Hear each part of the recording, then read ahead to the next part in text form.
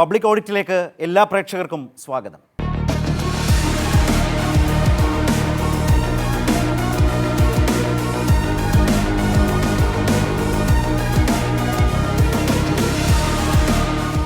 മന്ത്രി അബ്ദുറഹ്മാൻ അദ്ദേഹം വഹിച്ച വളരെ പ്രധാനപ്പെട്ട വകുപ്പ് കായിക വകുപ്പ് മന്ത്രി എന്ന നിലയിൽ കേരളത്തിൻ്റെ കായിക മേഖലയുടെ വികാസത്തിന് ആധുനിക സാധ്യതകളെ കേരളത്തിൻ്റെ കായിക രംഗത്തേക്ക് കൊണ്ടുവരുന്നതിൽ ഒക്കെ എത്രമാത്രം ശ്രദ്ധിച്ചു എന്നതാണ് പ്രധാനമായും പരിശോധിക്കുന്ന ഒരു ഘടകം.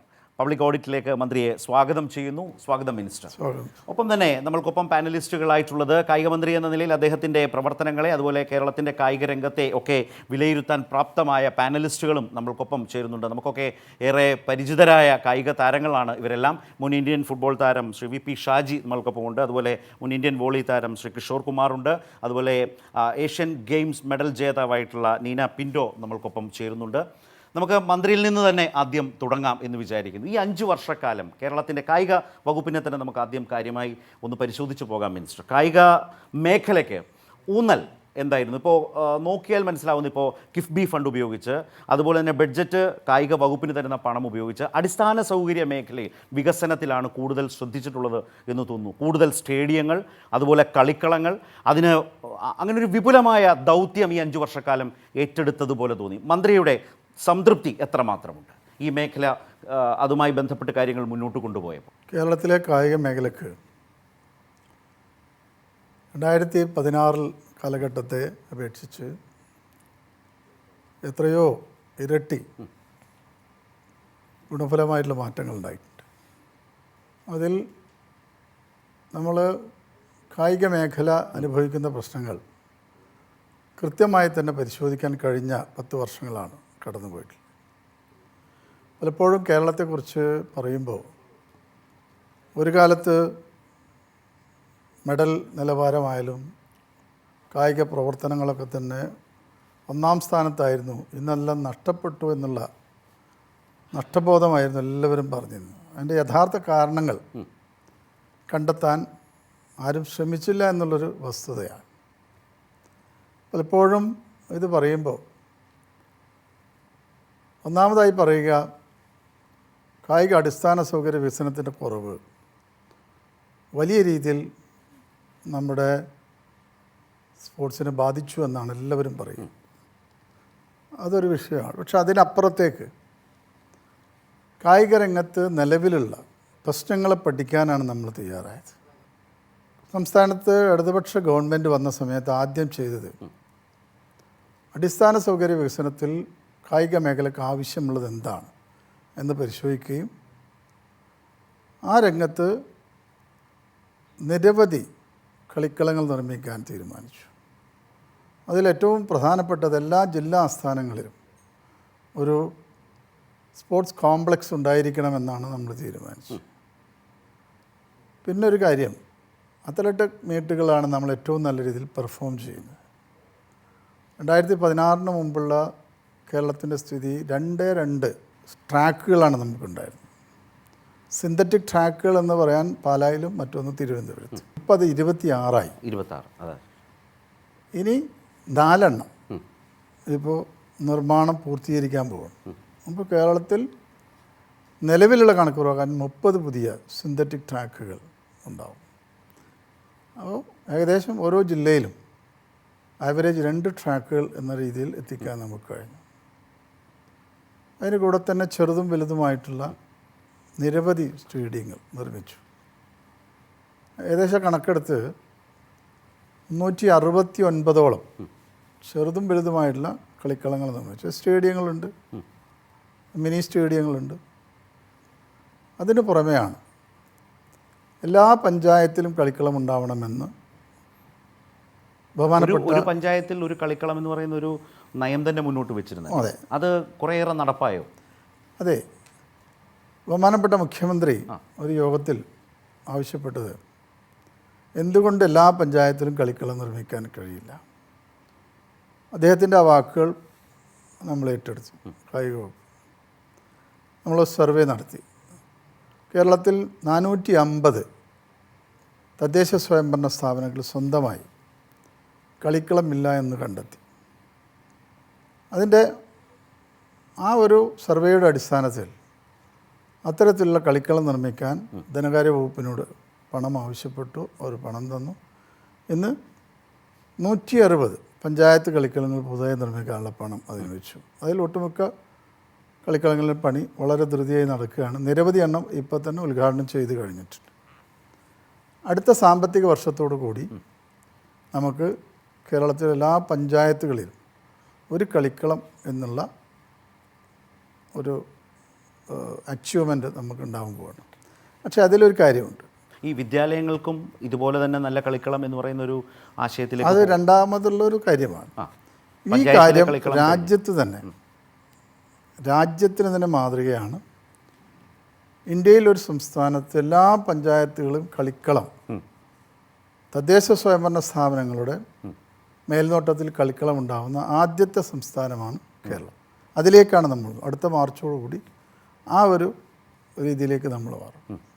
പിന്നീട് നമ്മൾ ശ്രദ്ധിച്ചത് വിദ്യാലയങ്ങളിൽ കളിക്കളം നിർമ്മിക്കുക എന്നുള്ളതാണ്. നവീകരിക്കുക അല്ലെങ്കിൽ നിർമ്മിക്കുക. ഈ ഒരു 10 വർഷത്തിനുള്ളിൽ 100ഓളം വിദ്യാലയങ്ങളിൽ അത്തരത്തിൽ കളിക്കളം നിർമ്മിക്കാൻ നമുക്ക് കഴിഞ്ഞിട്ടുണ്ട്. ചെറുതും വലുതുമായില്ല. ഇപ്പോൾ പല സ്ഥലങ്ങളിലും ഗാലറികളുള്ള വലിയ കളിക്കളങ്ങൾ നിർമ്മിച്ചിട്ടുണ്ട്. നല്ല ടർഫുകൾ നിർമ്മിച്ചിട്ടുണ്ട്. അങ്ങനെ വ്യത്യസ്തമായിട്ടുള്ള ഏതാണോ ഒരു വിദ്യാലയത്തിന് അനുയോജ്യം, ഇപ്പം നല്ല ഡിമാൻഡാണല്ലോ, ആ രീതിയിൽ തന്നെ അവർ കുട്ടികൾക്ക് വലിയ സന്തോഷമാണ് അത്തരത്തിലുള്ള കളിക്കളങ്ങൾ വരുമ്പോൾ. കായിക മന്ത്രിമാരെ പലരെയും ഈ കാലത്ത് കണ്ടിട്ടുള്ളയാളാണല്ലോ. എന്താണ് ഇദ്ദേഹത്തിൽ കണ്ടൊരു സവിശേഷത? എന്താണ് ഈ 5 വർഷക്കാലം എത്രമാത്രം സഹകരിക്കാനായിട്ടുണ്ട് ഈ കായിക മന്ത്രിയുമായും മന്ത്രാലയവുമായും അതുപോലെ തന്നെ സ്പോർട്സ് രംഗവുമായി ഷാജിയെ സംബന്ധിച്ച്? റഹ്മാൻ സാറ് ചാർജ് എടുത്തതിന് ശേഷം പഴയ കായിക താരങ്ങളെ വളരെയധികം എല്ലാ കാര്യത്തിലും ഉൾപ്പെടുത്തിക്കൊണ്ടാണ് മുന്നോട്ട് പോയത്. ആ ഇൻ്റർനാഷണൽ സബ്മിറ്റ് നടന്ന സമയത്ത് തന്നെ ഒട്ടുമിക്ക എല്ലാ ഫീൽഡിലുള്ള എല്ലാ കായിക താരങ്ങളും ഇവിടെ ഉണ്ടായി. ഞാനടക്കം 3 ദിവസം അവിടെ തന്നെ ഉണ്ടായിരുന്നു. അപ്പം ഒരു എക്സ്പീരിയൻസിനെ ആ നിലയിൽ ടാപ്പ് ചെയ്യുന്നുണ്ടായിരുന്നു. അതെ അതെ ഉപയോഗിക്കുന്നു. അതെ അതെ. അതുപോലെ തന്നെ ഒരു ഗോൾ പ്രൊജക്റ്റൊക്കെ വന്നപ്പം പഴയകാല ഫുട്ബോൾ താരങ്ങളെ കോച്ചായി മാറ്റണം എന്നുള്ള പറഞ്ഞപ്പോൾ അവർക്കൊരു കോച്ചിങ്ങിൻ്റെ കോഴ്സ് കൊടുക്കാമെന്നും പറഞ്ഞു. ചെറിയ റിഫ്രഷർ കോഴ്സ് കൊടുത്തുകൊണ്ട് പഴയ താരങ്ങളെയൊക്കെ മുന്നോട്ട് കൊണ്ടുവരാനുള്ള ഒരു ശ്രമം ഉണ്ടായിരുന്നു. അപ്പോൾ അതിനിയും മുന്നോട്ട് പോകുന്ന ആ ഒരു കോച്ചിങ് ആലോചന അല്ലേ? അതെ അതെ. പഴയ കായിക താരങ്ങളൊക്കെ ഉൾപ്പെടുത്തിക്കൊണ്ട് അപ്പം അവർക്കാണ് കൂടുതൽ എക്സ്പീരിയൻസ്.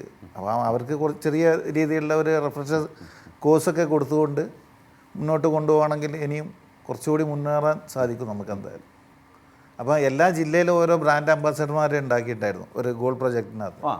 അപ്പം അങ്ങനെ എല്ലാ പഞ്ചായത്തിലും കളിസ്ഥലം എടുത്ത് ഒരു കോച്ചിങ് നടത്തണം എന്നുള്ള കാര്യങ്ങളൊക്കെ ചെയ്തു വരിക. അപ്പോൾ എല്ലാവരും വളരെ സജീവമായി റാലി ചെയ്തു അല്ലേ? കിഷോറിനെ സംബന്ധിച്ച് ഈ ഫുട്ബോളിൻ്റെ കാര്യം പറഞ്ഞല്ലോ, മലയാളിക്ക് വോളിബോളും അത്രമേൽ ആവേശകരമായ ഒരു കായിക ഇനമാണ്. ആ വോളിബോളിൻ്റെ ഒരു കേരളത്തിലെ ഏറ്റവും നല്ല പ്ലെയേഴ്സിൽ ഒരാളായി ഒരുപാട് ടൂർണമെൻറ്റുകളിൽ വന്നിട്ടുള്ള വി പി ഷാജിയെ പോലെ തന്നെ മറ്റൊരാളാണ് കിഷോറും. വോളിബോൾ അടക്കം നമ്മുടെ കായിക ലോകത്തിന് ഇപ്പോൾ പറഞ്ഞ സ്റ്റേഡിയങ്ങളുടെയൊക്കെ ഒരു വരവിനെക്കുറിച്ചൊക്കെ മന്ത്രി സൂചിപ്പിച്ചല്ലോ. 5 വർഷത്തെ ഒരു അനുഭവത്തിൽ നിന്ന് പറയാനുള്ളത് എന്താണ്? കാര്യമായി എന്തെങ്കിലും ചെയ്യാൻ ശ്രമിച്ചോ? കാര്യങ്ങൾ വല്ലതും പ്രകടമായി മാറ്റം കാണുന്നുണ്ടോ കിഷോർ? വോളിബോളിനെ സംബന്ധിച്ചിടത്തോളം നമ്മൾ ഈ ഫെഡറേഷൻ തലത്തിൽ വലിയ പ്രശ്നങ്ങൾ ഉണ്ടായിക്കൊണ്ടിരുന്ന ഒരു കാലഘട്ടമായത്. വോളിബോൾ കളിക്കാൻ ഫെഡറേഷൻ്റെ ആ അഫിലിയേഷൻ നഷ്ടപ്പെടുകയും കുട്ടികളൊക്കെ തന്നെ ഏജ് കാറ്റഗറിയിലുള്ള കുട്ടികളെയൊക്കെ തന്നെ കാര്യമായി ബാധിക്കുകയും ചെയ്തു. പ്രത്യേകിച്ച് ഈ പാവപ്പെട്ട കുടുംബങ്ങളിൽ നിന്നാണ് വോളിബോൾ കളിക്കുന്ന ആളുകളെല്ലാം തന്നെ വരുന്നത്. അവരെ സംബന്ധിച്ചിടത്തോളം 3-4 വർഷങ്ങൾ നഷ്ടപ്പെടുക എന്ന് പറയുമ്പോൾ അവർക്ക് അവരുടെ ഫ്യൂച്ചറിൽ വലിയ നഷ്ടങ്ങളാണ് ഉണ്ടായിരിക്കുന്നത്. ആ സമയത്ത് സാറ് തന്നെ മുൻകൈ എടുത്തുകൊണ്ട് നമ്മൾ എന്താണ് വേണ്ടതെന്ന് വെച്ചാൽ പഴയകാല വോളിബോൾ താരങ്ങളെയൊക്കെ വിളിച്ചുകൊണ്ട് എങ്ങനെ രീതിയിൽ നമുക്ക് മുന്നോട്ട് പോകാമെന്നുള്ളതിനെക്കുറിച്ചൊരു വലിയ ചർച്ച ഉണ്ടാകുകയും അഫിലിയേഷന് ഇല്ലാണ്ടായിപ്പോയ ഫെഡറേഷന് അതുമായി അസോസിയേഷനുമായി പ്രവർത്തിക്കുമ്പോൾ ഇവിടെ ഒരു ബദലായിട്ട് കൊണ്ട് തന്നെ കേരള സ്റ്റേറ്റ് സ്പോർട്സ് കൗൺസിലിൻ്റെ നേതൃത്വത്തിൽ അതിൻ്റെ അണ്ടറിലായിട്ട് ഒരു കേരള സ്റ്റേറ്റ് ടെക്നിക്കൽ കമ്മിറ്റി എന്ന് പറഞ്ഞിട്ടൊരു കമ്മിറ്റി കൊണ്ടുവരികയുണ്ടായി. ആ കമ്മിറ്റിക്ക് കൊടുത്തിരിക്കുന്ന സർട്ടിഫിക്കറ്റുകൾക്കെല്ലാം തന്നെ അതിൻ്റെ വാല്യൂ ഉണ്ടാകുകയും അത് നമ്മളുടെ കോളേജ് അഡ്മിഷനും ഗ്രേസ് മാർക്കിനും ഒക്കെ എല്ലാം തന്നെ ഉപയോഗിക്കും. അത് കേരളം മാത്രമേ ചെയ്തിട്ടുള്ളൂ. മറ്റൊരു സംസ്ഥാനത്തുള്ള കുട്ടികൾക്കുള്ള സർട്ടിഫിക്കറ്റ് വാല്യൂ ഇല്ലാത്തൊരു സമയങ്ങളിൽ കേരളത്തിൽ അത് കോളേജ് അഡ്മിഷനും മറ്റും സഹായിച്ചിട്ടുണ്ട്. വോളിബോൾ താരങ്ങൾ ഏറ്റവും പ്രധാനപ്പെട്ട ഒരു സംഭവം അത് തന്നെയാണ്. കാരണം ആ സമയങ്ങളിൽ അല്ലെങ്കിൽ നമ്മൾ അഡ്മിഷനൊക്കെ ഒരു പക്ഷേ നമുക്ക് കായിക താരങ്ങളാകുമ്പോൾ അല്ലെങ്കിൽ ഈ വോളിബോൾ താരങ്ങൾ ആ കാലത്ത് പഠിക്കുന്നവരും വല്ലാതെ വഴിയാധാരമാകുമായിരുന്നു അല്ലേ? തീർച്ചയായിട്ടും. കാരണം വെച്ചാൽ അവർ ചിലപ്പോൾ ഒരു പക്ഷേ മാർക്ക് അറിയാലോ, ക്ലാസ്സുകൾ മിസ്സാകുമ്പോൾ അവർക്ക് തിരിച്ച് അത്രയധികം മാർക്കുകൾ കിട്ടിക്കോളണമല്ല. ആ മാർക്കിൻ്റെ അടിസ്ഥാനത്തിൽ അവരൊക്കെ പലപ്പോഴും തള്ളിപ്പോകേണ്ടതാണ്. ഇത് ഗ്രേസ് മാർക്കുകളും മറ്റ് സ്പോർട്സ് കോട്ടകളും ഒക്കെ വീണ്ടും കാരണമായത് ഈ ഒരു നിലപാടുകൾ തന്നെയായിരുന്നു. അപ്പോൾ തീർച്ചയായിട്ടും വോളിബോളിനെ സഹായിച്ചിട്ടുണ്ടെന്നുള്ളതാണ് ഏറ്റവും പ്രധാനപ്പെട്ടൊരു വസ്തുത. മറ്റൊരു കാര്യം, കായിക സംഘടനകൾ വലിയ രീതിയിലുള്ള അഴിമതി ഉണ്ടായിരുന്നു. അത് സ്വജനപക്ഷപാതം, അഴിമതി, വ്യാജ സർട്ടിഫിക്കറ്റുകൾ നൽകുക. ഇപ്പോൾ ഒരു കായിക താരത്തിൻ്റെ പേരിൽ ചിലപ്പോൾ ഏതെങ്കിലും ടീമിൽ അംഗം പോലും അല്ലാത്ത ആളുകൾക്ക് സർട്ടിഫിക്കറ്റ് നൽകുന്നൊരു സിസ്റ്റം ഉണ്ടായി. അത് അവസാനിപ്പിക്കാനായോ?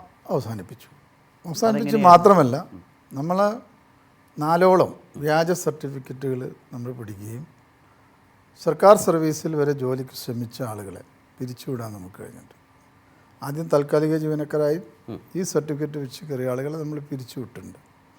പല യൂണിവേഴ്സിറ്റികളുടെ പേരിലായിരുന്നു അവർ ഈ വ്യാജ സർട്ടിഫിക്കറ്റുകൾ നിർമ്മിച്ചിട്ടുള്ളത്. അപ്പം കായിക സംഘടനകളുടെ തലപ്പത്തിരിക്കുന്ന ആളുകൾ പലപ്പോഴും ആ സർട്ടിഫിക്കറ്റുകൾക്ക് ഒരു ക്രെഡിറ്റായിട്ട് എടുത്ത് നമ്മുടെ നഷ്ടം വരുന്നത് കേരളത്തിലെ കായിക താരങ്ങൾക്കാണ്.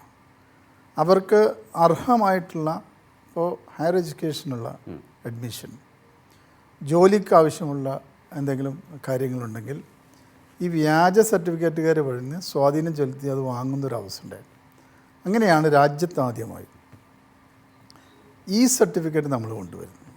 ഈ വല്ലാത്ത എതിർപ്പ് പല ഭാഗത്തു നിന്നും ഈ സംഘടനകളിൽ നിന്ന് അക്കാലത്ത് വാർത്തകൾ വലിയ തോതിൽ ഉണ്ടായിട്ടുണ്ട്. ഒളിമ്പിക് അസോസിയേഷൻ തന്നെ നേരിട്ട് ഇതിനെ എതിർക്കുന്ന സാഹചര്യം ഉണ്ടായിട്ടുണ്ട്.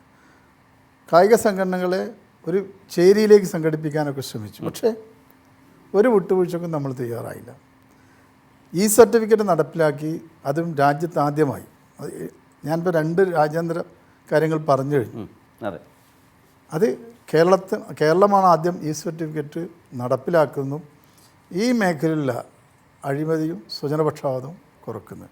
അതായത് ശരിയായ കായിക താരങ്ങളെ സംരക്ഷിക്കുക, വ്യാജന്മാരെ പൂർണ്ണമായും അവസാനിപ്പിക്കുക എന്ന് പറയുന്നത്.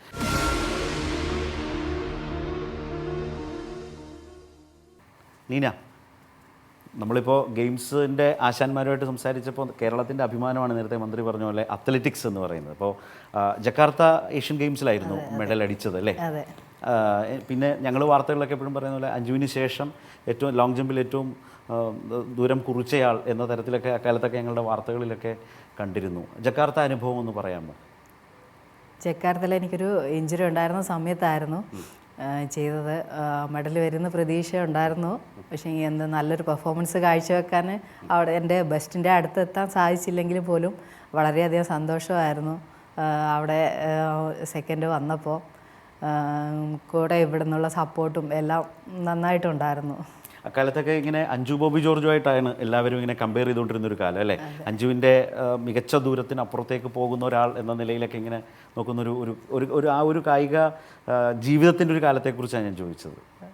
അതെ, ആ സമയത്ത് അതായത് നമ്മുടെ ഇവിടുന്ന് ഇന്ത്യയിൽ നിന്ന് അഞ്ജു ബോബി ജോർജ് മാത്രമാണ് 6.80 എന്നുള്ളൊരു ദൂരം അപ്പം ആ ഒരു സമയത്ത് 6.55 മേളിൽ പിന്നെ ഞാനാണ് ചെയ്തത്.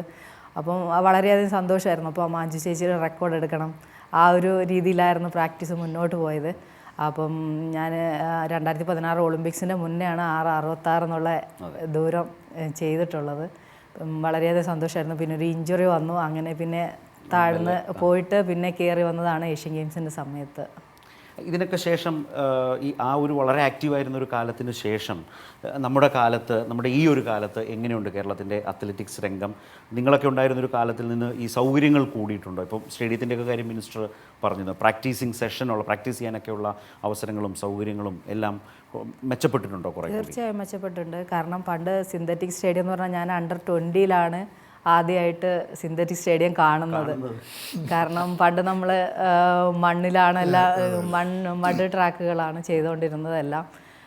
അണ്ടർ 19 ആയപ്പോഴാണ് ഫസ്റ്റ് എറണാകുളത്ത് മഹാരാജാസ് ഫസ്റ്റ് സിന്തറ്റിക് വരുന്നത്. അവിടെയാണ് ആദ്യമായിട്ട് കാണുന്നത്.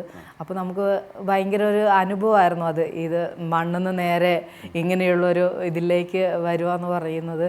അപ്പം ആ ഒരു ഇതിൽ നോക്കുമ്പോൾ ഇപ്പോഴത്തെ കുട്ടികൾ പ്രാക്ടീസ് ചെയ്ത് തുടങ്ങുന്നതേ സിന്തറ്റിക് ട്രാക്കിലാണ്. മിനിസ്റ്റർ നേരത്തെ പറഞ്ഞത് കേരളത്തിലാകെ 26 സിന്തറ്റിക് ട്രാക്കുകൾ ഉണ്ട് എന്നാണ് പറഞ്ഞത്. 26 ഓക്കെ. ഇപ്പം എൻ്റെ നാട്ടിലും സ്കൂളിലെ ഗ്രൗണ്ടിൽ സിന്തറ്റിക് ഉണ്ട്. ഏതാ അത്? മേപ്പയൂർ ഗവൺമെൻറ് ഹൈസ്കൂളിൽ. നേരത്തെ മിനിസ്റ്റർ പറഞ്ഞ 100 വിദ്യാലയങ്ങളിൽ ഒന്നാണോ? അല്ല, നമ്മൾ ഇപ്പം 30 എണ്ണം 4 എണ്ണത്തിൻ്റെ പണി പൂർത്തീകരിക്കാൻ പോകുന്നു. 26 ഉണ്ട്. ആദ്യം പാലായിലും മഹാരാജാസിലും മാത്രമായിരുന്നു സിന്തറ്റിക് ട്രാക്ക് ഉണ്ടായിരുന്നു. ഇപ്പോൾ അത് 26 അല്ലെ? സ്കൂളുകളുടെ മേപ്പയ്യൂർ സ്കൂളിലും ഉണ്ടെന്നാണ് പറഞ്ഞത്. അല്ല, അതല്ല, സ്കൂളുണ്ട്. അതെല്ലാം 100-ൽപ്പെട്ടതാണ്. സ്കൂളിൽ 100ഓളം ഇപ്പോൾ തൊട്ടടുത്ത് ഉള്ള ഇതിൽ സിന്തറ്റിക് ട്രാക്കുകളായി. നമ്മളൊക്കെ ഇത്രയും ഇപ്പം അതാ പറഞ്ഞത്, ഇപ്പോൾ തുടങ്ങി വരുന്ന കുട്ടികൾ പ്രാക്ടീസ് ചെയ്യുന്നത് സിന്തറ്റിക് ട്രാക്ക്. ഇങ്ങനെ സിന്തറ്റിക് ട്രാക്ക് കണ്ട് ഇങ്ങനെ അന്തം വിട്ട് നിന്നിട്ടുണ്ടല്ലേ? അതെ, തീർച്ചയായും. കാരണം നമ്മൾ മണ്ണിന്ന് പെട്ടെന്ന് ഇതിലേക്ക് വരുമ്പോൾ ഇതെന്താണ് എന്നുള്ളൊരു ഭയങ്കര ഒരു ആകാംക്ഷയായിരുന്നു. ഇതിലെങ്ങനെയാ ചെയ്യുന്നത്. പക്ഷെ വേഗത കൂടിയില്ലേ ആ സമയത്ത് സിന്തറ്റിക്? തീർച്ചയായും നമ്മൾ മഡിൽ പ്രാക്ടീസ് ചെയ്തിട്ട് ഡയറക്റ്റ് ഇതിനകത്തേക്ക് വരുമ്പോൾ നമുക്ക് കൂടുതൽ പെർഫോമൻസ് ചെയ്യാൻ പറ്റും. അത് കുറച്ചുകൂടി പേസ് കൂട്ടും അല്ലേ? ഓ, കോച്ചാണോ അതോ മന്ത്രിയാണോ? അതെ, മിനിസ്റ്റർക്ക് മനസ്സിലായ വ്യത്യാസം എന്തുവാണത്? ഇപ്പോൾ മണൽ അല്ലെങ്കിൽ മഡിൽ വരുമ്പോൾ ഈ നമ്മളെ കുതിപ്പിന് ആ ഒരു മണ്ണ് താഴെ പോകുന്നൊരു സമയമെടുക്കും. അത് ചിലപ്പോൾ സെക്കൻഡുകളാണ്ടാവും. പക്ഷേ അങ്ങനെ ഓരോ സ്റ്റെപ്പിലും ആ സെക്കൻഡുകൾ കൂടി വരുമ്പോൾ ഈ സിന്തറ്റിക് ആകുമ്പോൾ ആ സമയം വേണ്ട.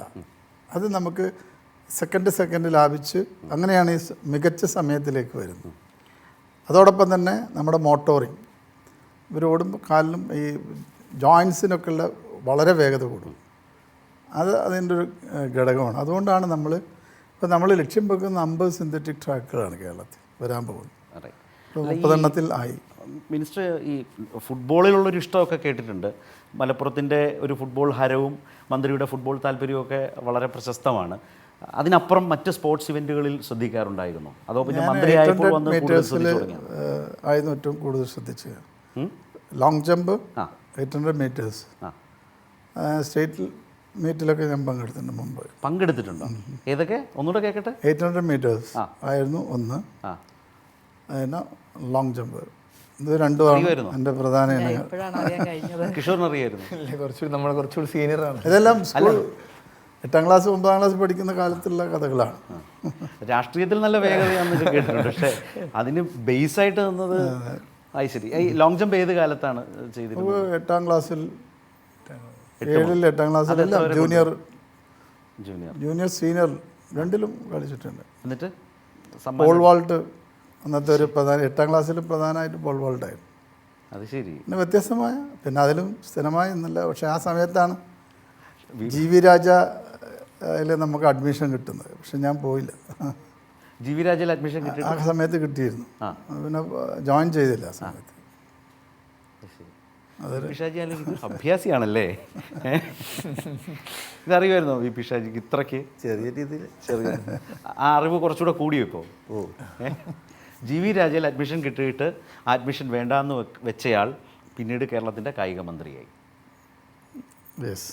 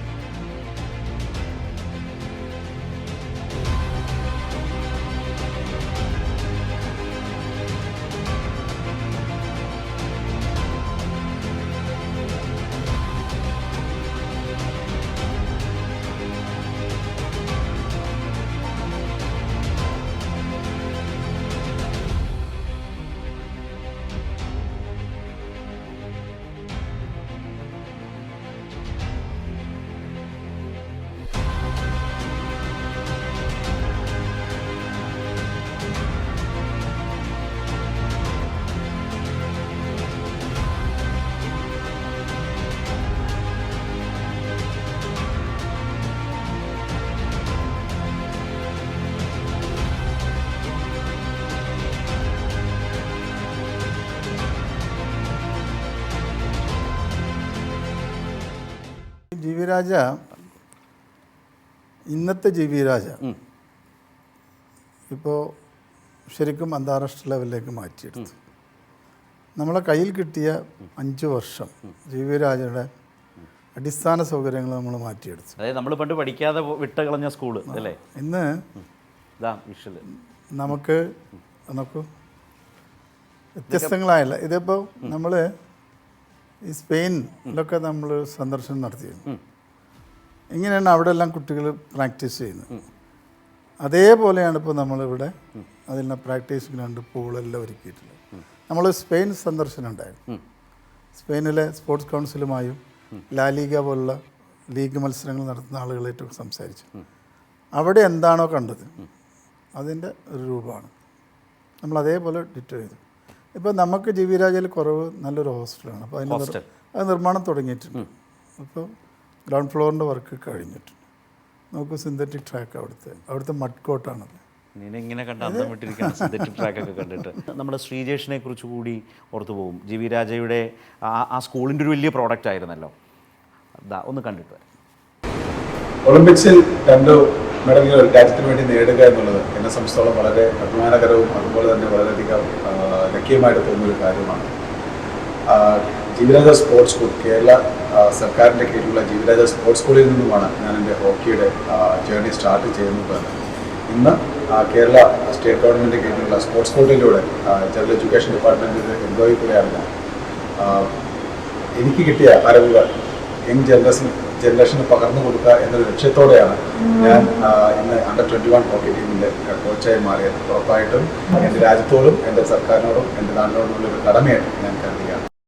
അതായത് മിനിസ്റ്റർ ശ്രീജേഷിന് സർക്കാരും മിനിസ്റ്ററും വകുപ്പും ഒക്കെ കൊടുത്തൊരു സപ്പോർട്ട്, ശ്രീജേഷ് തിരിച്ചു തന്ന സപ്പോർട്ട് എന്തു പറയും? എങ്ങനെയായിരുന്നു ആ ഒരു അനുഭവം? ശ്രീജേഷ് എന്ന് പറഞ്ഞാൽ നമ്മുടെ രാജ്യത്തിൻ്റെ അഭിമാനമാണ്.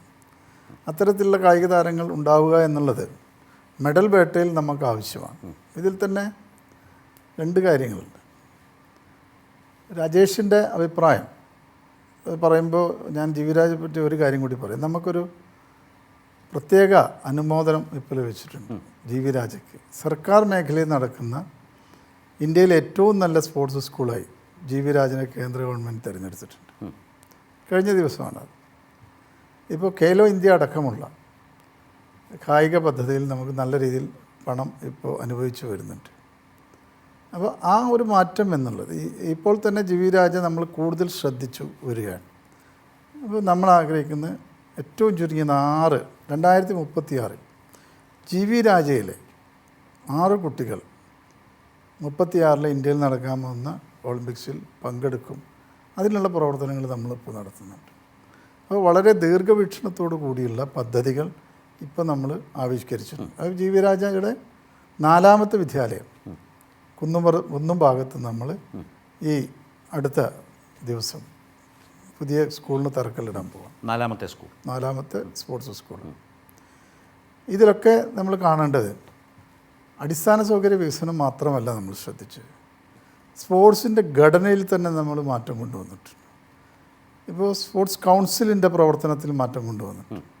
പഴയ ആക്റ്റുകളും റൂളുകളും നല്ല രീതിയിൽ മാറ്റിയിട്ടുണ്ട്.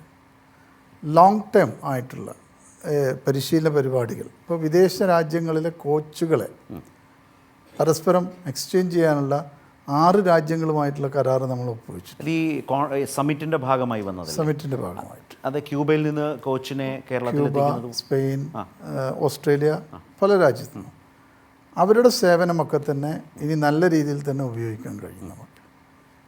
ഇപ്പോൾ സ്പോർട്സ് ഇഞ്ചുറിയെക്കുറിച്ച് ഷാജി പറഞ്ഞു.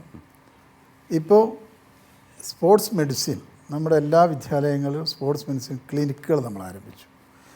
ഇപ്പോൾ ഹെൽത്ത് ഡിപ്പാർട്ട്മെൻറ്റിൻ്റെ സഹായത്തോടു കൂടി എല്ലാ മെഡിക്കൽ കോളേജുകളും ജില്ലാ ആശുപത്രിയിലും സ്പോർട്സ് മെഡിസിൻ ആരംഭിക്കുക. മാത്രം ചവിട്ടും കുത്തും കൊണ്ട് പരിക്ക് പറ്റിയിരുന്നിട്ടുണ്ട്. ആരെങ്കിലും ഉണ്ടായിരുന്നോ സഹായിക്കാനും നോക്കാനും? അല്ലേ, മാറിക്കൊണ്ടിരിക്കുമ്പോൾ അതാണ് റിക്കവറി ചെയ്ത് വീണ്ടും ഫീൽഡിലേക്ക് വരിക എന്ന് പറഞ്ഞാൽ വലിയ കാര്യമാണ്. ഒരുപാട് സർജറി ഇതൊക്കെ കഴിഞ്ഞിട്ട് വരുമ്പോൾ നേരത്തെ ഞാനും കിഷോറും പറഞ്ഞുകൊണ്ടിരിക്കുമായിരുന്നു. എന്താണ് പഴയകാലം സർജറി ചെയ്ത് കഴിഞ്ഞാലേ, പണ്ട് നമ്മുടെ കാലത്ത് ചെയ്ത് കഴിഞ്ഞാൽ സ്വന്തമായിട്ട് തന്നെ ഒരുപാട് വർക്കൗട്ട് ചെയ്യുവാണ്. ഞങ്ങൾ വലിയതായിട്ടുള്ള കാര്യങ്ങളൊന്നും അറിയുന്ന പോലുമില്ല, നമ്മുടെ ഒരു ഊഹം വെച്ചൊക്കെ. അതെ. അപ്പോൾ ഇപ്പോഴത്തെ കുട്ടികൾക്ക് ഒരുപാട് കാര്യങ്ങൾ പറഞ്ഞു കൊടുക്കാനും റിക്കവർ ചെയ്യാൻ വേണ്ടിയിട്ട് കുറച്ചുകൂടി സ്പീഡാണ് ഇന്നത്തെ കാലത്ത്. ഏറ്റവും വലിയൊരു ഇഞ്ചുറി കളിക്കിടയിൽ സംഭവിച്ചൊരു അനുഭവത്തെക്കുറിച്ച്? ഉണ്ട്, 4 സർജറിയോളം ചെയ്തതാണ് മുട്ടിന്. അത് ശരി, 2 കൂട്ടം. അത് കുഴപ്പമില്ല, അത് വെച്ച് കളിച്ചു, വീണ്ടും സജീവമായി. അതുകൊണ്ടാണല്ലോ അടുത്തത് പിന്നെയും ചെയ്യേണ്ടി വരും. ഓക്കെ, കിഷോറിൻ്റെ അനുഭവം? ഞാൻ ഏറ്റവും പീക്ക് സമയത്തുള്ള സമയത്ത്, അതായത് 24-ാം വയസ്സിൽ എൻ്റെ നട്ടിൽ തകർന്നു പോയി. 2 വർഷം ഞാൻ കിടപ്പിലായിരുന്നു. ഈ പറഞ്ഞ പോലെയുള്ള അന്നത്തെ പരിപാടികൾ അല്ല ചികിത്സാ രീതികളൊന്നും തന്നെ ഇല്ലായിരുന്നു. പലതരത്തിലുള്ള പരിപാടികളൊക്കെ ചെയ്തു. പിന്നെ 2 വർഷം കഴിഞ്ഞപ്പോൾ എണീറ്റ് വീണ്ടും ഞാൻ ഫീൽഡിലേക്ക് തിരിച്ചു വരികയും പ്രാക്ടീസും ഒക്കെ ചെയ്യേണ്ടത്. അതൊക്കെ കാലിൻ്റെ മുട്ടിന് 3 ശസ്ത്രക്രിയ കഴിഞ്ഞിട്ടുണ്ട്. ഒരുപാട് ഇഞ്ചുറികൾ വന്നിട്ടുണ്ട്. ഇപ്പോൾ നോക്കൂ, ഇപ്പോൾ നമ്മുടെ കായിക താരങ്ങളുടെ ആരോഗ്യം, അവരുടെ ഒരു ഫിറ്റ്നസ്, അത് കേരളം ശ്രദ്ധിക്കുന്നു എന്ന് പറയുന്നതൊരു വലിയ നല്ല ആശയമല്ലേ? തീർച്ചയായും നല്ല ആശയമാണ്. കാരണം നമുക്കൊക്കെ ആ സമയത്ത് നമുക്ക് ഏത് ഹോസ്പിറ്റലിൽ പോകണം അങ്ങനെ പോലും അറിയാതെ പല അന്വേഷിച്ച് തേടി നടക്കുവാണ് എവിടെയാണ് നല്ലത്. കാരണം തിരിച്ച് ഫീൽഡിലേക്ക് വരണമെങ്കിൽ അതിനനുസരിച്ചുള്ള ട്രീറ്റ്മെൻറ്റുകൾ കിട്ടിയാൽ മാത്രമാണ് തിരിച്ച്. എന്നാൽ പുറത്തേക്ക് ഗെയിംസ് ഇതിന് പോകുമ്പോൾ ഈ സൗകര്യങ്ങളൊക്കെ കാണാനും പറ്റുന്നു. തീർച്ചയായും എല്ലാം ഉണ്ടായിരുന്നു പുറത്ത്. ഈ ഇപ്പം കേരളത്തിൽ ഒരുപാട് അതൊക്കെ മെച്ചപ്പെട്ടു. ഒരുപാട് സ്പോർട്സ് മെഡിസിൻ പഠിച്ച ആളുകൾ ഇതിനകത്തേക്ക് സ്പോർട്സ് മെഡിസിൻ പഠിക്കാൻ വേണ്ടി തന്നെ ഒരുപാട് പേര് ഇതിന് വേണ്ടിയിട്ട് ഇറങ്ങുന്നുണ്ട്. ഇപ്പം പണ്ടെന്ന് പറഞ്ഞാൽ ആ സ്പോർട്സ് മെഡിസിൻ എന്ന് പറഞ്ഞിട്ട് അങ്ങനെ ഒരു വിഭാഗം തന്നെ ഇല്ലാത്തൊരു ഇതായിരുന്നു. നമുക്ക് KC ലേഖ കൂടി പറഞ്ഞു നോക്കാം. കേരളത്തിൽ അറിയപ്പെടുന്ന എല്ലാ കായിക താരങ്ങളും അവരുടെ ഒരു ബാക്ക്ഗ്രൗണ്ട് നോക്കുകയാണെങ്കിൽ തീർച്ചയായിട്ടും നമുക്കറിയാൻ പറ്റും അവർക്കൊന്നും അടിസ്ഥാന സൗകര്യങ്ങൾ ഇന്ന് കിട്ടുന്നത് പോലെ കിട്ടിയിട്ടുണ്ടായിരുന്നില്ല. ഈവൻ ഞാൻ ബോക്സറാണ്. ബോക്സിംഗ് റിങ് അന്ന് ഞാൻ ചെയ്തിരിക്കുന്ന കാലഘട്ടത്തിൽ ഏകദേശം 2001 മുതലാണ് പെൺകുട്ടികളുടെ ബോക്സിംഗ് തുടങ്ങിയിട്ടുണ്ടായിരുന്നത്. അപ്പോൾ ആ ഒരു കാലഘട്ടത്തിൽ നമുക്കൊരു ബോക്സിംഗ് റിങ് പോലും കേരളത്തിൽ ഉണ്ടായിരുന്നില്ല. പക്ഷേ അതിനെ അപേക്ഷിച്ച് ഇന്ന് ബോക്സിംഗ് എന്നല്ല, അത്ലറ്റിക്സ് ആണെങ്കിലും ഇപ്പം നമുക്കറിയാം സിന്തറ്റിക് ട്രാക്കും മറ്റുമൊക്കെ ഈ 2015 നാഷണൽ ഗെയിംസ് കഴിഞ്ഞതോടുകൂടി പല ജില്ലകളിലും സിന്തറ്റിക് ട്രാക്കുകളും മറ്റ് എല്ലാ ഇവൻറ്റുകൾക്കും എക്യുപ്മെൻസും ഒക്കെ കിട്ടുന്നുണ്ട് എന്നുള്ളതാണ്. നല്ല രീതിയിൽ അത് ഉപയോഗിക്കുകയാണെങ്കിൽ തീർച്ചയായിട്ടും കായിക താരങ്ങളുടെ വളർച്ചയ്ക്ക് ഏറ്റവും കൂടുതൽ മുതൽക്കൂട്ടാകുന്ന ഒരു കാര്യമാണത്. മീൻസ് അതായത് ലോകത്ത് കായിക രംഗത്ത് സംഭവിച്ചുകൊണ്ടിരിക്കുന്ന മാറ്റങ്ങൾ, അതിനെ നമുക്ക് കുറേ കൂടി മുൻകാലത്തെ അപേക്ഷിച്ച് കുറേ കൂടി വേഗത്തിൽ, അതിപ്പോൾ സ്പോർട്സ് മെഡിസിൻ്റെ കാര്യത്തിലാവട്ടെ, സിന്തറ്റിക് ട്രാക്കുകളുടെ കാര്യത്തിലാവട്ടെ, ഈ പറഞ്ഞ ബോക്സിംഗ്, ഇപ്പോൾ ഓരോ രംഗത്തും അത് നമുക്ക് കേരളത്തിലേക്ക് മുൻകാലത്തേക്കാൾ അധികം കൊണ്ടുവരാൻ കഴിഞ്ഞിട്ടുണ്ടോ? നമ്മൾ ഈ കാര്യത്തിൽ വളരെ പിന്നിലായിരുന്നു. ലോക കായിക രംഗവുമായി താരതമ്യം ചെയ്യുമ്പോൾ കേരളമായാലും ഇന്ത്യയിലും വളരെ പിന്നോക്കമായിരുന്നു. പക്ഷെ ഇന്ന് നല്ല മാറ്റം ഉണ്ടായിട്ടുണ്ട്. അത് മാത്രമല്ല, കേരളത്തിൽ ഏറ്റവും ലേറ്റസ്റ്റ് സ്പോർട്സ്, ഏറ്റവും പുതിയ കായിക രംഗത്തുള്ള പരിവർത്തനങ്ങൾ, മാറ്റങ്ങൾ സ്വീകരിച്ച് നമ്മൾ മുന്നോട്ട് പോകണം. അതിൽ തന്നെ ഇന്ത്യയിൽ തന്നെ അതിൽ ഏറ്റവും പ്രധാനപ്പെട്ടൊരു കാര്യമുണ്ട്. അങ്ങനെ പറയുമ്പോൾ അതിൽ വരേണ്ട ഒരു കാര്യം, രാജ്യത്താദ്യമായി സ്പോർട്സ് എക്കോണമി നടപ്പിലാക്കുന്ന നമ്മളാണ്. ഈ സ്പോർട്സ് എക്കോണമിയുടെ പ്രത്യേകത ഒരു സാമ്പത്തിക ശാസ്ത്രം മാത്രമല്ല, അത് കായിക താരങ്ങൾക്ക് അവരുടെ ജീവിതം മുന്നോട്ട് കൊണ്ടുപോകേണ്ടത്. അവിടെ കൂടുതൽ മത്സരങ്ങൾ വേണം, അവർക്ക് കൂടി കൂടുതൽ ഇതിൽ നിന്ന് ബെനിഫിറ്റ് വരേണ്ടതുണ്ട്. സ്റ്റേറ്റിന് ഈ ഒരു മേഖലയുമായി ബന്ധപ്പെട്ട സാമ്പത്തിക റവന്യൂ കിട്ടേണ്ടതുണ്ട്. അപ്പം ഇവിടെ ഉള്ള ഒരു പ്രധാനപ്പെട്ട കാര്യം, നമ്മൾ കേരളത്തിൽ ഈ സ്പോർട്സ് എക്കോണമി ഇൻട്രൊഡ്യൂസ് ചെയ്യുന്നു. ഇതിൻ്റെ ഭാഗമായിട്ടാണ് ധാരാളം ലീഗ് മത്സരങ്ങൾ ഇപ്പോൾ കേരളത്തിലാണ്. ഇപ്പോൾ ക്രിക്കറ്റ് അസോസിയേഷൻ തുടങ്ങി, ഫുട്ബോൾ അസോസിയേഷൻ തുടങ്ങി, കോളേജ് ലീഗ്, രാജ്യത്ത് ആദ്യമായിട്ടാണ് കോളേജ് ലീഗ് മത്സരങ്ങൾ നമ്മൾ കേരളത്തിൽ ആരംഭിക്കുന്നത്. അവിടെ നമ്മൾ കാണുന്നത്, നമ്മുടെ കോളേജുകളിൽ പഠിക്കുന്ന കുട്ടികൾക്ക് ലീഗ് മത്സരങ്ങളിൽ പങ്കെടുത്താൽ അവർക്കുള്ള പോക്കറ്റ് മണി ഉറപ്പാണ്. അവർക്ക് പിന്നെ അവരുടെ രക്ഷിതാക്കർത്താക്കളെ എന്തെങ്കിലും കാര്യത്തിന് സമീപിക്കേണ്ട ആവശ്യമില്ല. അപ്പം അത് നടപ്പിലാക്കി. കോളേജ് ലീഗിന് ഇത്തവണ ബഡ്ജറ്റിൽ നമുക്ക് 1 കോടി അനുവദിച്ചു. കേന്ദ്ര സർക്കാർ എല്ലാ വർഷവും ആ ലീഗ് മത്സരം നടത്താൻ 50 ലക്ഷം രൂപ വരെ നമുക്കിപ്പോൾ തരാൻ സമ്മതിച്ചിട്ടുണ്ട്. ഇതെല്ലാം തന്നെ കാണിക്കുന്നത്, ഇപ്പോൾ ഫുട്ബോൾ ലീഗ് ഏറ്റവും ഫേമസ് ആയി അവർ മടിച്ചു നിൽക്കുകയായിരുന്നു കേരളത്തിൽ ഈ ഒരു ഫുട്ബോൾ ലീഗ് മത്സരങ്ങൾ നടത്തുന്നത്. നമ്മൾ ഉച്ചകോടിക്ക് ശേഷമാണ് അസോസിയേഷൻ നമ്മൾ ക്ഷണിക്കുന്നു, തുടങ്ങാൻ പറയുന്നു. ഇതെല്ലാം തന്നെ ഈ എക്കോണമിയിലൂടെ വരുന്നത് പുതിയ തൊഴിലവസരങ്ങൾ കായിക രംഗത്തുണ്ടാവണം. നമ്മൾ ലക്ഷ്യം വെച്ചത് ഒരു വർഷം 10,000 പുതിയ തൊഴിലവസരങ്ങൾ. സ്പോർട്സ് മാനേജ്മെന്റ് ഒരു വളരെ പ്രധാനപ്പെട്ട ഘടകം. അതുകൊണ്ടാണ് പറഞ്ഞത് സ്പോർട്സിലുള്ള പുതിയ തൊഴിലവസരങ്ങൾ സൃഷ്ടിക്കണം. അപ്പോൾ അതിനുള്ള കോഴ്സുകൾ ഉണ്ടാവണം, അതിൽ സിലബസിൽ മാറ്റം ഉണ്ടാവണം. ഇവിടെ ഈ കാലിക്കറ്റ് സർവകലാശാലയിലോ മറ്റോ ഈ കാലയളവിൽ ആരംഭിച്ചു. അതാണ് അതിൻ്റെ തുടക്കം എന്നുള്ളത്. ആദ്യം നമ്മൾ പ്രൈമറി തലത്തിൽ പാഠപുസ്തകങ്ങൾ പഠിപ്പിച്ചു, ഹെൽത്തി കിഡ്സ് ഞാൻ സൂചിപ്പിച്ചില്ല. അതിനുശേഷം 10ാം ക്ലാസ് വരെ വന്നു. ഇപ്പോൾ GV രാജ അടക്കമുള്ള സ്പോർട്സ് സ്കൂളുകളിൽ പുതിയ സിലബസ് തന്നെ തുടങ്ങുകയാണ്. ആ സിലബസ് പഠിക്കുന്ന കുട്ടികൾക്ക് sports management, sports engineering, physiotherapy പോലുള്ള എല്ലാ കോഴ്സുകൾക്കും സ്പോർട്സ് അനുബന്ധ കോഴ്സുകളിലേക്ക് അവരെ കൊണ്ടുവരിക. അതൊരു എക്കോണമിയാണ്. അതിൽ തന്നെ നമ്മൾ ഈ തൊഴിലവസരങ്ങൾ സൃഷ്ടിക്കുക. അതാണ് പഞ്ചായത്തുകൾക്ക് ഒരു പഞ്ചായത്തിൽ 6 പുതിയ പരിശീലകരെങ്കിലും അവർക്ക് വെക്കാം ഒരു പഞ്ചായത്തിൽ. അപ്പോൾ അവിടെ അത്രയും ജോലിയായി. 1000-ഓളം പഞ്ചായത്ത് തദ്ദേശ സ്വയംഭരണ സ്ഥാപനങ്ങളുണ്ട്. ഏറ്റവും ചുരുങ്ങി 5 ആൾ വെച്ച് എത്ര ജോലി അവസരങ്ങളായി. ഏറ്റവും കുറഞ്ഞ മണിക്കൂറിലാണ് അവർ ശമ്പളം നിശ്ചയിച്ചിട്ടുള്ളത്. ഏറ്റവും കുറഞ്ഞ ശമ്പളം 500 എങ്കിലും അവർക്കൊരു മണിക്കൂറിൽ അവർ കിട്ടണം.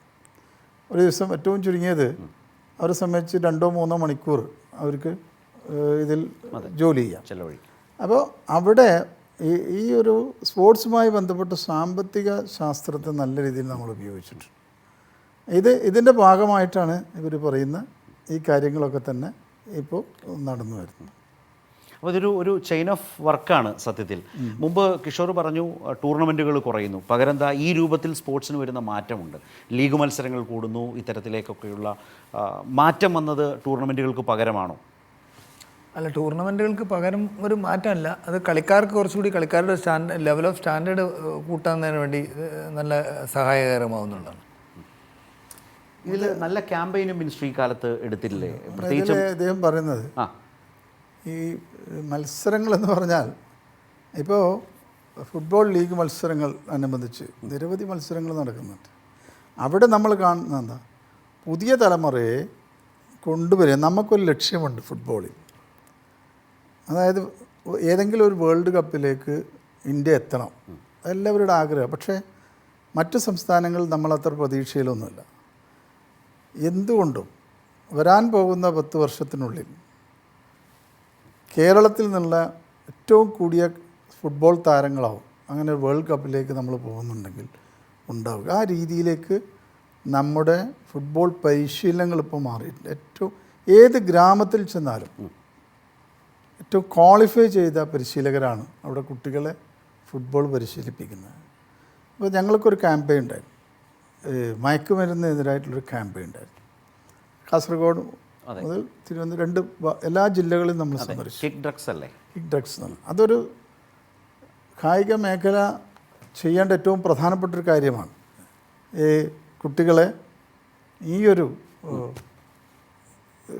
സിന്തറ്റിക് ഡ്രഗ് പോലുള്ള മയക്കുമരുന്നുകൾക്ക് അടിമാതിരിക്കാനുള്ള ശ്രമം, അവരെ കൂടുതൽ സ്പോർട്സിലേക്ക് കൊണ്ടുവരിക, കായിക പരിശീലനങ്ങളിലേക്ക് കൂടുതൽ കൊണ്ടുവരിക എന്നുള്ളതാണ്. അത് നല്ല രീതിയിൽ തന്നെ വിജയിച്ചു. മാത്രമല്ല കേരളത്തിലെ ബഹുഭൂരിപക്ഷം വരുന്ന ആളുകൾ ആ ഒരു ക്യാമ്പയിൻ്റെ ഭാഗമായി എന്നുള്ളതാണ്. നിരവധി കത്തുകൾ വന്നു ഇതുമായി ബന്ധപ്പെട്ട്. ഇപ്പോൾ ഏറ്റവും ഒടുവിൽ ദേശീയ മീറ്റിലെ കേരളത്തിൻ്റെ കണക്കുകളും വളരെ പോസിറ്റീവ് അല്ലേ? കൂടുതൽ മികവോടെയല്ലേ നമ്മൾ പെർഫോം ചെയ്തിട്ടുള്ളത്? മുൻകാലങ്ങളെ അപേക്ഷിച്ച് നല്ല രീതിയിൽ നമ്മൾ മുന്നോട്ട് പോകുന്നുണ്ട്. ഇപ്പോൾ നമ്മൾ ഒളിമ്പിക് പാത്ത് എന്നൊരു പദ്ധതി ആവിഷ്കരിച്ചിട്ടുണ്ട്. അതിൽ വരാൻ പോകുന്ന ദേശീയ ഗെയിം, ആ ദേശീയ ഗെയിംസിന് ശേഷം വരുന്ന കോമൺവെൽത്ത് ഗെയിം 2030 ഇന്ത്യയിൽ വരികയാണ്, 36 ഒളിമ്പിക്സ്. അപ്പോൾ അതിനെ തയ്യാറാക്കുന്ന വിധം ഇപ്പോൾ ക്യാമ്പയിൻ നമ്മൾ തുടങ്ങിക്കഴിഞ്ഞു. ഇതിന് ആവശ്യമായുള്ള പണം ബഡ്ജറ്റുകളിൽ ഇപ്പോൾ നമ്മൾ വെച്ച് കഴിഞ്ഞു. ഇതിൻ്റെ ഭാഗമായി കേരളത്തിൽ 5000 റിക്രൂട്ട്മെൻറ്റ് നടത്താനാണ് കായിക വകുപ്പ് ഇപ്പോൾ തീരുമാനിച്ചിട്ടുള്ളത്. 5000 റിക്രൂട്ട്മെൻറ്റിൽ നിന്നും നമ്മൾ ഘട്ടം ഘട്ടമായി അതിനെ 500 ആളുകളുള്ള ഒരു ഒളിമ്പിക്സ് സ്ക്വാഡായി അതിനെ മാറ്റും. അവിടെയാണ് വിദേശ പരിശീലകരെ വേണമെങ്കിൽ കൊണ്ടുവരിക, പ്രാദേശിക പരിശീലകരെ കൊണ്ടുവരിക. തിരുവനന്തപുരത്ത് തന്നെ നമ്മൾ സ്പോർട്സ് സർക്യൂട്ട് ഇപ്പോൾ ഉണ്ടാക്കിയിട്ടുണ്ട്. ഗ്രീൻഫീൽഡ് സ്റ്റേഡിയം, നമ്മുടെ സ്വിമ്മിംഗ് പൂൾ, അത് കഴിഞ്ഞാൽ സ്റ്റേഡിയങ്ങൾ, ഷൂട്ടിംഗ് റേഞ്ച്. ഇപ്പോൾ ഒരു സ്റ്റേഡിയം കൂടി നമ്മൾ നിർമ്മാണം തുടങ്ങാൻ പോകുന്നുണ്ട്. മേനംകുളത്ത്. അവിടെ 4 പുതിയ ഗ്രൗണ്ടുകളാണ് അതിൽ വരുന്നത്. എല്ലാ കളികളും ഉണ്ടായിരുന്നു. അപ്പോൾ അങ്ങനെ സ്പോർട്സ് സർക്യൂട്ട് നമ്മളിവിടെ തിരുവനന്തപുരത്ത് തയ്യാറായി കഴിഞ്ഞു. ഇപ്പോൾ ലാലൂരിലേത് IM വിജയൻ്റെ പേരിലുള്ളതും സ്പോർട്സ് കോംപ്ലക്സ് അല്ലേ? അല്ല, അത് ജില്ലാതല സ്പോർട്സ് കൗൺസിൽ.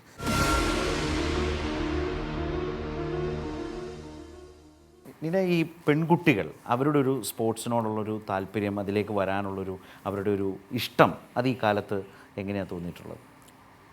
ഇപ്പോൾ പണ്ടത്തേനെ അപേക്ഷിച്ച് കൂടുതൽ പെൺകുട്ടികൾ ഇപ്പോൾ ഈ കാലഘട്ടത്തിൽ മുന്നോട്ട് വരുന്നുണ്ട്. കാരണം നമ്മളൊക്കെ പണ്ട് സ്പോർട്സൊക്കെ ചെയ്യാൻ പോകുമ്പോൾ എന്തിനാണ് ചെയ്യുന്നത് അങ്ങനെ ഒരു ഇതുള്ളതായിരുന്നു. എന്നെയൊക്കെ എൻ്റെ അച്ഛൻ്റെ ഇഷ്ടത്തിന് മാത്രം എന്നെ കൊണ്ടുപോയിട്ട് പ്രാക്ടീസ് ചെയ്യിപ്പിച്ചതാണ്.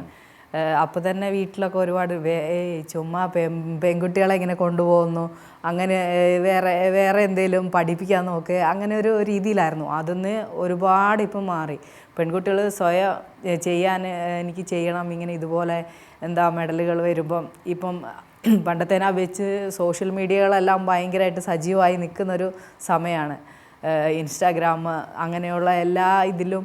അപ്പം ആ ഒരു രീതിയിൽ ഞാനും അറിയപ്പെടണം, അങ്ങനെ ചിന്തിച്ച് ഒരുപാട് പെൺകുട്ടികളിപ്പം മുന്നോട്ട് വരുന്നുണ്ട്. അങ്ങനെ അവരൊക്കെ ശ്രദ്ധിക്കാറുണ്ട്? അങ്ങനെ ചോദിച്ചാൽ ഇഷ്ടം തോന്നിയ, കുറച്ച് ബഹുമാനം തോന്നിയ കുട്ടികളൊക്കെ ഉണ്ടോ? എൻ്റെ അടുത്ത് തന്നെ കുറേ പേര് ചോദിച്ചിട്ടുണ്ട്, എങ്ങനെയാണ് ചേച്ചി ഇതിലേക്ക് കടന്നു വന്നത്, ഇങ്ങനെയൊക്കെ മെഡൽ കിട്ടിയാൽ എങ്ങനെയാണ്. ഇപ്പം ഞാൻ ഇപ്പം ഈയിടെ ഒരു LSS USSൻ്റെ ഒരു ക്ലാസ്സിന് കുറച്ച് നേരം അവരോട് വർത്തമാനം പറയാനൊക്കെ ആയിട്ട് ഇങ്ങനെ പോയിട്ടുണ്ടായിരുന്നു.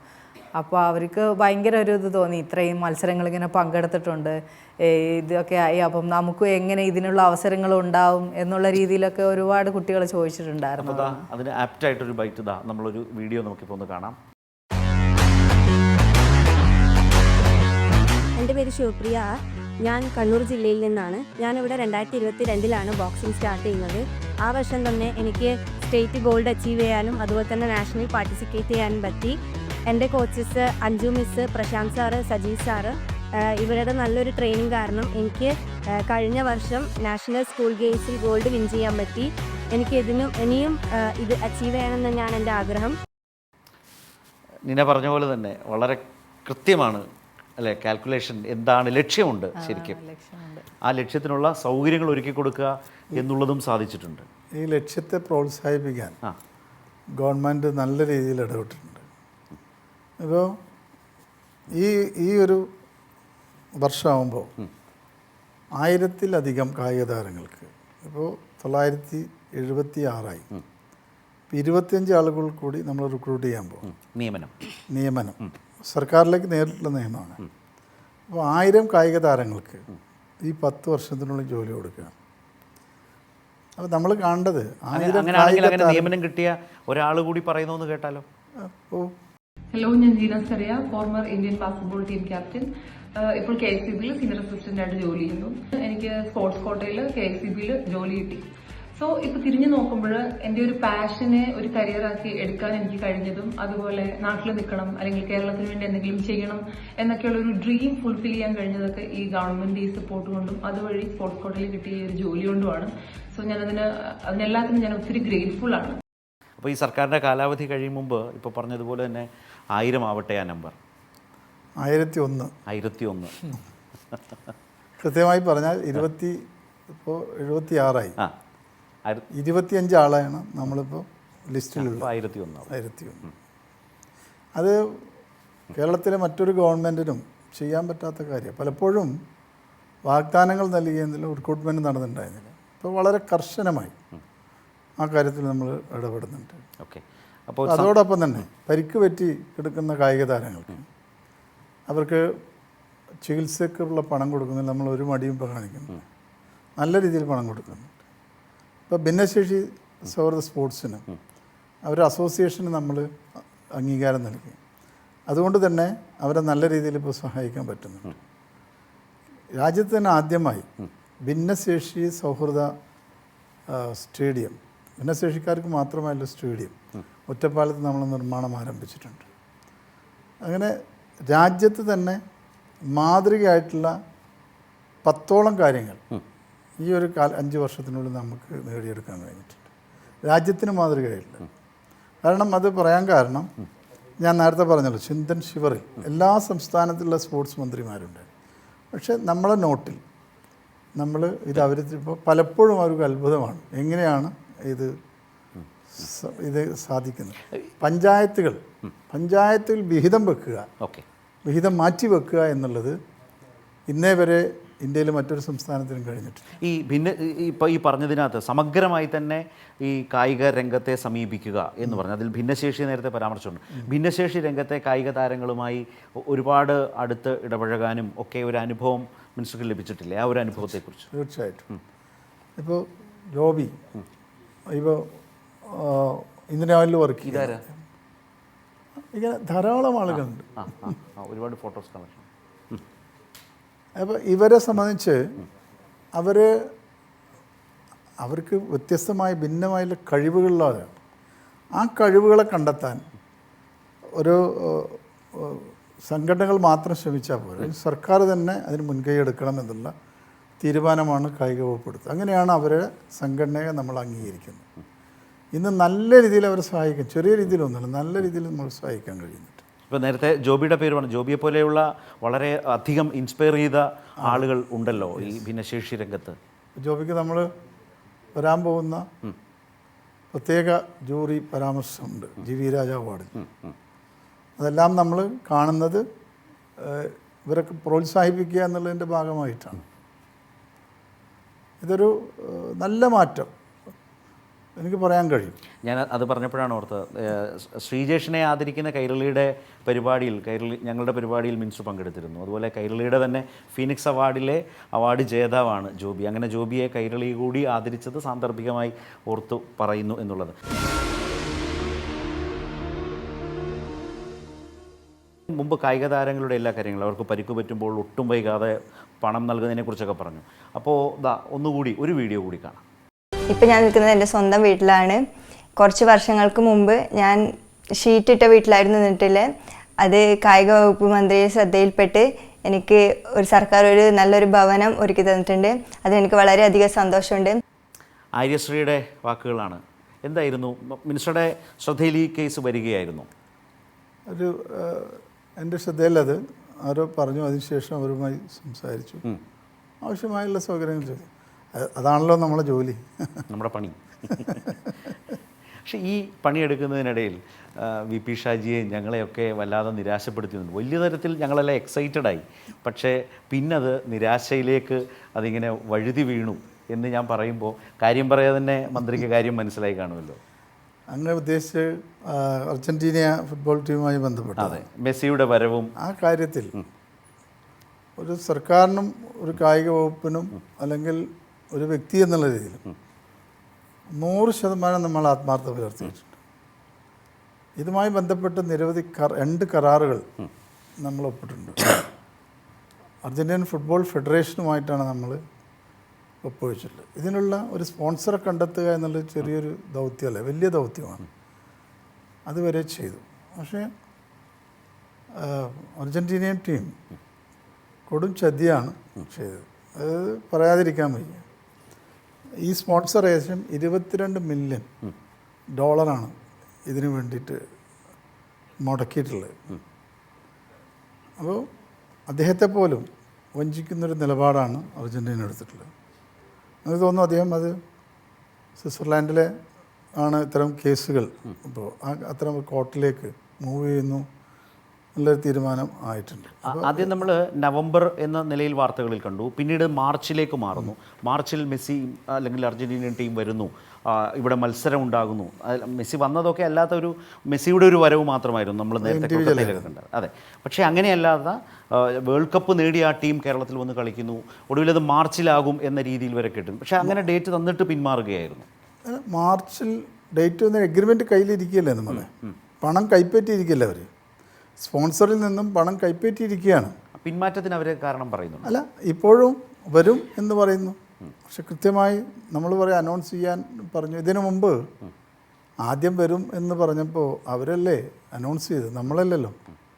നമ്മൾ വരും എന്ന് പറഞ്ഞു, പക്ഷെ അനൗൺസ്മെൻറ്റ് നടത്തിയത് അർജൻറ്റീൻ ഫുട്ബോൾ ഫെഡറേഷനാണ്. ഞങ്ങൾ കേരളത്തിൽ കളിക്കുന്നു എന്ന് അനൗൺസ് ചെയ്ത്. ഇപ്പോഴും അവർ തന്നെയാണ് പറയുന്നത്. ഇതെല്ലാം തന്നെ കൃത്യമായ രേഖകളുണ്ട്. പലപ്പോഴും നമ്മൾ ക്രിട്ടിസൈസ് ചെയ്യുന്നുണ്ട്, പക്ഷെ അതിൽ നമുക്ക് ദുഃഖമൊന്നുമില്ല. കാരണം നമ്മൾ ഈ ഒരു ഫുട്ബോൾ പ്രേമികളുടെ ഒരാഗ്രഹമാണത്. കേരളത്തെ സംബന്ധിച്ചിടത്തോളം ഫുട്ബോളിനെ പ്രോത്സാഹിപ്പിക്കുക. 2, നമ്മൾ കൊണ്ടുവന്ന സ്പോർട്സ് എക്കോണമി എങ്ങനെയാണ് ബൂസ്റ്റ് ചെയ്യുന്നത്, ഇതിൽ നിന്ന് എങ്ങനെയാണ് സർക്കാരിന് റവന്യൂ വരുന്നത്, അതാണ് നമ്മൾ ഇതിലൂടെ ചെയ്യാൻ ഉദ്ദേശിച്ചൊരു കാര്യം. പക്ഷെ അവിടെ ഇത്തരത്തിലുള്ള ധാരാളം കേസുകൾ ഇപ്പോൾ നടക്കുന്നു എന്നാണ് അർജൻറ്റീൻ പത്രങ്ങളിൽ നിന്ന് നമ്മൾ കാണുന്നത്. അസോസിയേഷനുമായി ഇപ്പോൾ ആ പ്രസിഡന്റിനെതിരായിട്ട് കേസുകൾ നടക്കുക. പക്ഷേ ഒരു കാര്യത്തിൽ എനിക്ക് ഉറപ്പ് പറയാൻ പറ്റും, അവരെ കേരളത്തെ വഞ്ചിച്ച് അവർക്ക് മുന്നോട്ട് പോകുന്ന നിയമപരമായി തന്നെ അതിനെ നേരിടാനുള്ള തീരുമാനമാണ് നമ്മൾ എടുത്തിട്ടുള്ളത്. പിന്നെ കാര്യമായിട്ട് ഇവിടുന്ന് നല്ല സഹായം ഉണ്ടായിട്ടുണ്ടെന്ന് തോന്നുന്നു. ഇടയ്ക്ക് മിനിസ്റ്റർ അതേക്കുറിച്ചൊക്കെ പറഞ്ഞിട്ടുണ്ടോ? ഇവിടുന്ന് ഇങ്ങനെ മെയിലുകളുടെ പ്രവാഹത്തെക്കുറിച്ചൊക്കെ പറയുന്നുണ്ടായിരുന്നു. എല്ലാ രീതിയിലും അതിനെ തടസ്സപ്പെടുത്താൻ നോക്കിയവരുണ്ട്. കേരളത്തിലൊരു പ്രധാന പത്രം തന്നെ ഇവിടെ കളിക്കാൻ സ്ഥലമില്ല എന്നൊക്കെ പറഞ്ഞ് കത്തെഴുതിയിട്ടുണ്ട്.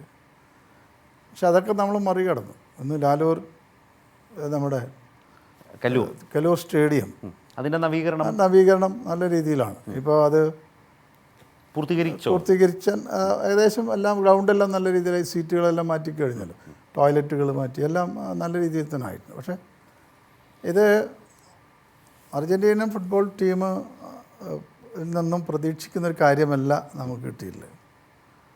നമ്മൾ ഒറ്റവാക്ക് പറഞ്ഞാൽ കൊടും ചതി എന്ന് തന്നെയാണ് പറയുക. പക്ഷേ അതിന് അവർ വില കൊടുക്കേണ്ടി വരും. ഏറ്റവും പ്രധാനമായി കായിക മേഖല എന്നുള്ളത് മലയാളിയുടെയും കേരളത്തിൻ്റെയും ഇടയിൽ മുൻനിരയിൽ തന്നെയാണ് ഇരിപ്പിടം എന്ന് തെളിയിച്ച ഒരു കാലം എന്നാണ് മന്ത്രി അതേക്കുറിച്ച് വിശദീകരിച്ചത്. അതിൽ ഏറ്റവും പ്രധാനം അടിസ്ഥാന സൗകര്യം, മികച്ച സ്റ്റേഡിയങ്ങൾ, കളിക്കളങ്ങൾ, അതുമാത്രവുമല്ല കളി മികവിലേക്ക്, കായിക മികവിലേക്ക്, പരിശീലനത്തിലേക്ക്, അവരുടെ ക്ഷേമത്തിലേക്ക് ഒക്കെ കണ്ണെത്തിയ, ശ്രദ്ധ പതിഞ്ഞ, നയം പാലിച്ച ഒരു 5 വർഷക്കാലം എന്നാണ് മന്ത്രി വിശദീകരിച്ചത്. ഇത് മന്ത്രിയും ഈ പാനലിസ്റ്റുകളും അതേക്കുറിച്ചൊക്കെ സംസാരിച്ചത് ഈ പബ്ലിക് ഓഡിറ്റിലൂടെയാണ്, ജനങ്ങൾക്ക് മുമ്പാകെയാണ് ഇത് വെക്കുന്നത്. ജനങ്ങൾക്ക് പരിശോധിക്കാം, വിലയിരുത്താം, ഈ പ്രവർത്തനങ്ങളെ ആ നിലയിൽ തന്നെ സമീപിക്കുകയും ചെയ്യാം. പബ്ലിക് ഓഡിറ്റ് സമാപിക്കുന്നു. നമസ്കാരം.